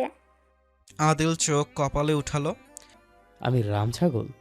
হ্যাঁ অবশ্যই, তার থেকে কোনো অংশেই কম না। ব্যঙ্গাত্মক হাসি টেনে বলল আদিল, তা রাম ছাগলের বাড়িতে আপনার কী কাজ? কোথা থেকে উড়ে এসে জুড়ে বসেছেন? জার্মান থেকে উড়ে এসেছি, তবে এটা রাম ছাগলের আদরখানা জানলে কখনোই আসতাম না। কি বললে তুমি? আদিল রেগে এক পা এগিয়ে যেতেই তাদের মাঝখানে বাদ সেজে দাঁড়ালো আহিয়া। আদি, কি সমস্যা তোর? জেরিন আদবার ভাইয়ের মামাতো বোন, বেড়াতে এসেছে। আমার সাথে যা করার কর, ওর সাথে অন্তত সুন্দর করে কথা বল। এই কথাটা আদিলের কানে গেল, কিন্তু মাথায় ঠুকল না। সে বাঁকা হেসে ব্যঙ্গ করে বলল, কি জেরি? ওই টম আর জেরির সেই জেরি? এই জন্যই বলি চেহারার এত মিল কেন? ইঁদুর ইঁদুর একটা ভাব আছে। আহিয়া বিরক্ত হয়ে চোখ উল্টে বলল, ও যদি জেরি হয় তুইও টমের থেকে কম না। তাদের এই তর্কাতর্কির মাঝখানে হঠাৎ আমজাদ মীরের কড়া কণ্ঠ ফেটে পড়ল, সকাল সকাল এসব তামাশা না করলে কি তোমাদের হয় না? চুপচাপ খাবার টেবিলে এসে বসো। এক মুহূর্তেই তিনজন চুপসে যায়। আহিয়া দ্রুত এসে নিজের চেয়ারে বসে পড়ে। জেরিন যাওয়ার আগে আদিলের দিকে তাকিয়ে একটা দারুণ ভেঙচি কাটল। তারপরে এসে আহিয়ার পাশে বসল। আদিল জায়গাতেই দাঁড়িয়ে রইল। বুকের ভেতর রাগ গুমড়ে উঠছে। সে মনে মনে প্রতিজ্ঞা করল, এই জেরির জীবন যদি আমি তামা তামা না করি, তাহলে আমার নামও আদিল মীর নয়। আজ অনেকদিন পর মীর পরিবারের সবাই একসাথে ডাইনিং টেবিলে বসেছে। টেবিলটা যেন আজ অন্যরকম পরিপূর্ণ। সালমান মীর আর শারমিনের উপস্থিতিতে পরিবারটা আরও গোছানো, আরও সম্পূর্ণ মনে হচ্ছে। প্রত্যেকেই নিজের প্লেটে মনোযোগী। টেবিল জুড়ে শুধু চামচ আর কাঁটা চামচের টুংটাং শব্দ, মাঝে মধ্যে গ্লাস শোয়ার ক্ষীণ আওয়াজ। কথাবার্তা নেই বললেই চলে। ঋতু আর বাণী রান্নাঘর আর ডাইনিংয়ে আনা নেওয়ায় ব্যস্ত। আমজাদ মীর নিজের চশমাটা প্লেটে রেখে মুখ তুলে এক ঝলক সবার দিকে তাকালেন। গলা পরিষ্কার করে গম্ভীর স্বরে বললেন, আজকে মীর পরিবারটা সত্যি অনেক পরিপূর্ণ লাগছে, যেন 16 গলা পূর্ণ হয়েছে। আজ বাবা বেঁচে থাকলে সত্যিই খুব খুশি হতো। তার কথায় সবার হাত থেমে গেল মাঝপথে। একে একে সবাই চোখ তুলে তাকালো তার দিকে। সালমান মীর একটা দীর্ঘশ্বাস ফেললেন। চোখের গভীরে চাপা কষ্ট লুকিয়ে রেখে বললেন, ঠিকই বলেছিস, আজ বাবা থাকলে খুব খুশি হতো। হয়তো পরিবারটা আরও একটু বেশি পরিপূর্ণ লাগতো। ডাইনিং টেবিল জুড়ে নেমে এলো ভারী নীরবতা। জেরিন যেহেতু এসবে অভ্যস্ত নয়, তাই কৌতূহলী দৃষ্টিতে সবার দিকে তাকাচ্ছে। নীরবতা ভাঙলেন আফরোজা শেখ। দৃঢ় অথচ শান্ত কণ্ঠে বললেন, সবাই যখন এখানে উপস্থিত আছো ভাইজান, আপনি যদি অনুমতি দেন তাহলে আমি একটা গুরুত্বপূর্ণ কথা বলি। সালমান মীরকে উদ্দেশ্য করে বললেন আফরোজা শেখ। সালমান মীর সামান্য মাথা নেড়ে সম্মতি দিলেন। হ্যাঁ নিশ্চয়ই, এটার জন্য আবার আলাদা করে অনুমতির দরকার আছে নাকি? আফরোজা শেখ নিজের স্বভাবসুলভ আত্মবিশ্বাস নিয়ে বললেন। আমি চাই আদনান আর আহিয়ার বিয়ের সঙ্গে সঙ্গে আহাদ আর হৃদিতার বিয়ের আনুষ্ঠানিকতাও একসাথেই করা হোক। ওদের বিয়েটা হুটহাট করে হয়ে গেছে, তেমন কোনো অনুষ্ঠান হয়নি। তাই সব নিয়মকানুন মেনে একসাথেই যদি দুটো বিয়ে আনুষ্ঠানিকভাবে করা যায় তাহলে কেমন হয়? তার কথা শেষ হতেই আদিল চেয়ারে হেলান দিয়ে উচ্ছ্বাসিত কণ্ঠে বলে উঠল। বাহ, দারুণ তো। তবে ছোট আম্মু, 3 ভাই একসাথে হলে আরও জাঁকজমক হতো। মনে হয় ছোট ছেলের কথা ভুলেই গেছো। এই দুঃখ আমি কোথায় রাখি বলো? আদিলের কৌতুকপূর্ণ স্বরে টেবিল জুড়ে হালকা হাসির রোল পড়ে গেল। হালিমা বেগম সঙ্গে সঙ্গে চোখ রাঙিয়ে ধমক দিলেন। খুন্তির বাড়ি খাবি অসভ্য ছেলে। নিজেরে এখনো ভাত মাখিয়ে খাওয়াতে হয়, আর সে নাকি বউ আনবে। আদিল ফট করে জবাব দিল। বউরে খাইয়ে দিবা? হাদি, এবার কিন্তু মার খাবে। আদিল সঙ্গে সঙ্গে মুখে আঙ্গুল ঠেকিয়ে চুপ হয়ে গেল। এই হাসি ঠাট্টার মাঝেই আমজাদ মীর মুখটা গম্ভীর করে বললেন। সবার দৃষ্টি গিয়ে পড়ল আহাদের দিকে। আহাদ রাজা ঠান্ডা স্থির কণ্ঠে বলল। আফরোজা, তোমার ছেলের কাছ থেকে আগে অনুমতি নাও, পরে আবার যদি তাণ্ডব শুরু করে। আমি কোনো ধরনের তামাশা চাই না।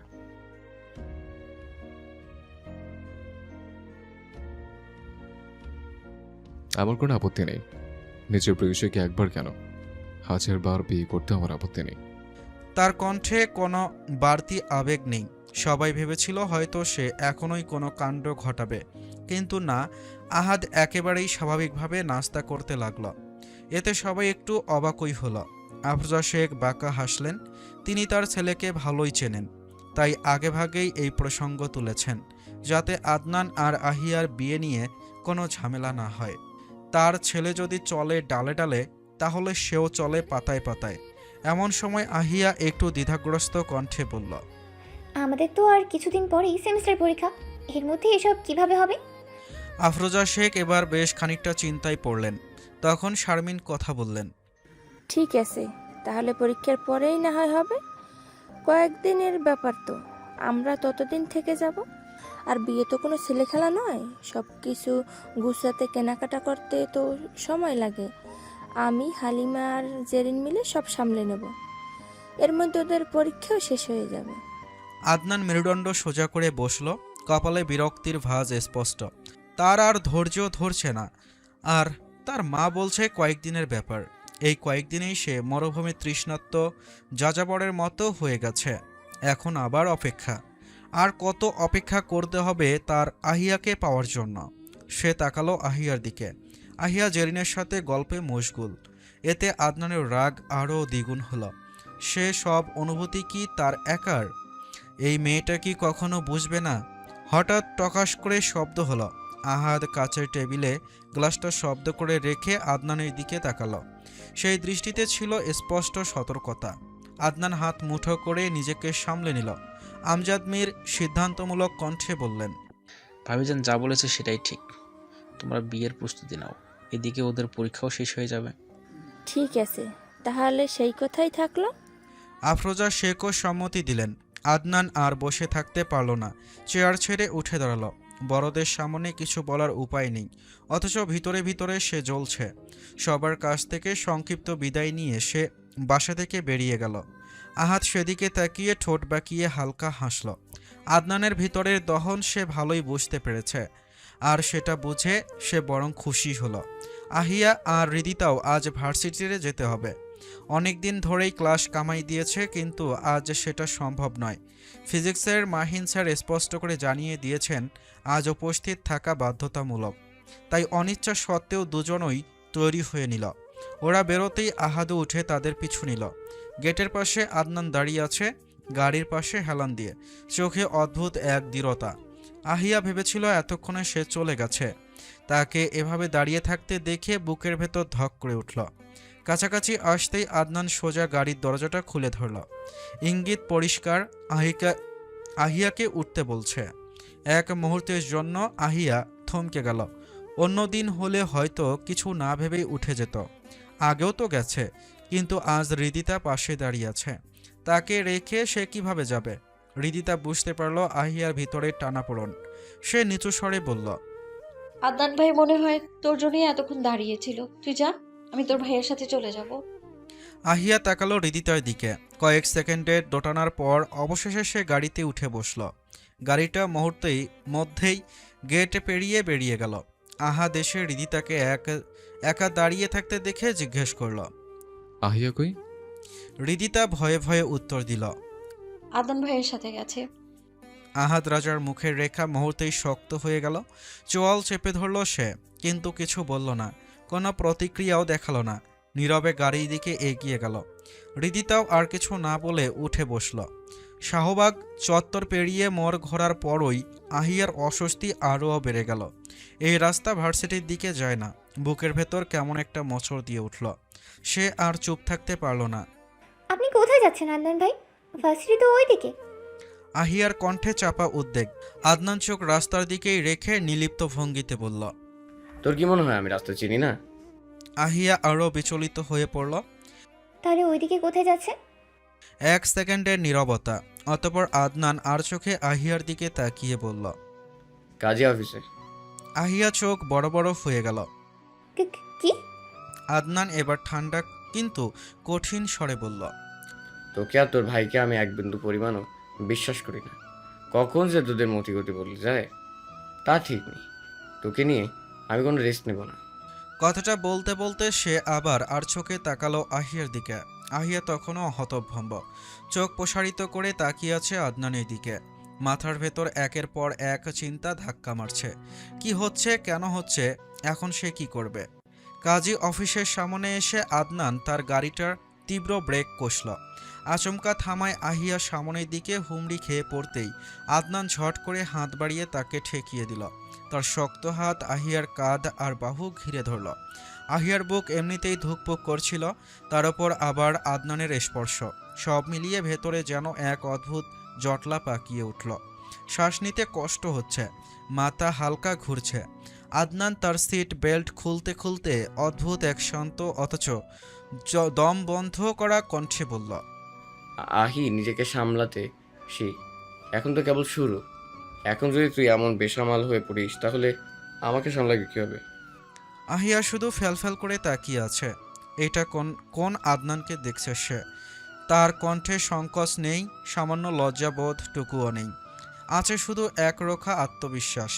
আদনান এবার আদেশের সুরে বলল, চল আমার সাথে। আহিয়ার গলা কেঁপে উঠল। কোথায়, কেন? আদনান ঠোঁটের কোণে হালকা এক চিলতে হাসি টেনে বলল, মানুষ কাজী অফিসে কেন আসে? আহিয়া চোখ নামিয়ে মিনমিন করে বলল, বিয়ে করতে। আদনান এবার তার চোখের দিকে সরাসরি তাকালো। দৃষ্টিটা এত গভীরে যে আহিয়া চোখ সরাতে পারল না। তার কণ্ঠ এবার নরম, কিন্তু প্রতিটা শব্দ দৃঢ়। তুই আমাকে বিয়ে করবি আহি? এক্ষুনি, এই মুহূর্তে। কথা দিচ্ছি, খুব যত্নে রাখবো, খুব ভালোবাসবো, আগলে রাখবো। তুই যেমন চাস আমি তেমন হয়ে যাব। সামান্যতম অভিযোগের সুযোগ দেব না। আমার কাছে তোর প্রায়োরিটি সবার আগে থাকবে। আমি কোনো ছলনা করছি না আহি, কসম, ছলনা করছি না। আমি সব সত্যি বলছি। করবি বিয়ে? আহিয়া হতভম্ব হয়ে গেল, চোখ ঝাপসা, বুকের ভেতর চিন্তার ঝড়। কি বলা উচিত তার, কি করা উচিত? সে একটা ঢোক গলধারণ করে বলল, আপনাকে ফিরিয়ে দেওয়ার মতো দুঃসাহস আমার নেই। তবে ভাইয়া আর বাকি সবাই যদি জানতে পারে তাহলে কি হবে? আদনান ধীরে ধীরে আহিয়ার কোমল হাত দুটো নিজের মুঠোয় নিয়ে নিল। তার স্পর্শে আশ্বাস, আবার অদ্ভুত এক দখলদারিত্ব। সবার কাছ থেকেই তোকে চেয়ে নিয়েছি, সবাই রাজি। শুধু তাদের অগোচরে আমি কিছুদিন আগে কাজটা সেরে নিচ্ছি। একটু থেমে আবার বলল, আশা করি এতে কারোই সমস্যা থাকবে না, শুধু তোর ভাই ছাড়া। আর শোন, এখন এই বিয়ের কথা আমরা কাউকে জানাবো না। কেউ জানবে না, কেউই না। এক মুহূর্ত নীরবতার পর আদনান আবার বলল, তোর ভরসা আছে আমার উপর? আহিয়া নীরব মাথা দোলালো। কয়েকদিন পর তো এমনিতেই তাদের বিয়ে হবে। তাহলে আদনানের ইচ্ছে মতো এখন ওই হলে ক্ষতি কোথায়?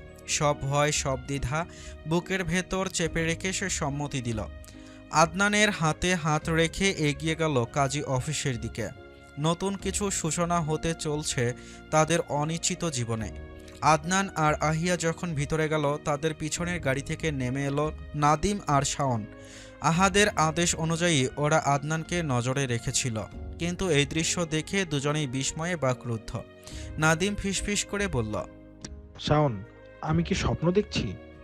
এটা কি ধলা রক্ত ছিল? শাওন মাথা নেড়ে বলল, ভাই তুই আর আমি মনে হয় এ স্বপ্ন দেখতেছি। নাদিম সন্দেহ ভরে ভ্রু কুঁচকে শাওনের হাতে একটা চিমটি কাটল। আউজ, এটা কি করলি? দেখলাম স্বপ্ন না সত্যি। এখন তো পরিষ্কার, আদনান আহিয়াকে বিয়ে করতে এখানে নিয়ে এসেছে। ভাইকে এখনই কল করছি। নাদিম ফোন বের করতেই শাওন ঝট করে তার হাত থেকে ফোনটা কেড়ে নিল। তোর কি একটু দয়াময়া নাই? একটা ভালোবাসা পূর্ণতা পেতে চলেছে, তার মাঝখানে ভিলেন ডেকে আনছিস কেন?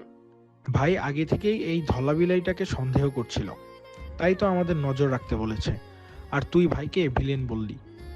ভাই জানতে পারলে তোর চেহারার নকশা পাল্টে দেবে। আমার একার না, তোরও। না ভাই, আমার চেহারা পাল্টাতে চাই না। এমনিতেই কোনো মেয়ে পটে না, চেহারা পাল্টালে তো কপালে কাকপক্ষীও জুটবে না। আমি এখনই ভাইকে কল দিচ্ছি। নাদিম ফোন দিতে গেলে শাওন গম্ভীর হয়ে বলল, এবার কিন্তু আমি থাপড়াইয়া তোর চেহারার নকশা পাল্টে দেব। নাদিম বাড়াবাড়ি করিস না, ওদের একটু শান্তিতে বিয়েটা করতে দে। ভাই জানতে পারলে ডেমো একটাও বাদ যাবে না। যেখানে এটা তখন দেখা যাবে, এখন আমরা কিছু দেখি নাই। শাওন নাদিমের গলায় ঝোলানো কালো চশমাটা তুলে তার চোখে পরিয়ে দিল। তারপর নিজেও একটা কালো চশমা পরে অন্যদিকে মুখ ফিরিয়ে দাঁড়িয়ে রইল। এমন ভান করল যেন তারা সত্যি কিছু দেখেনি।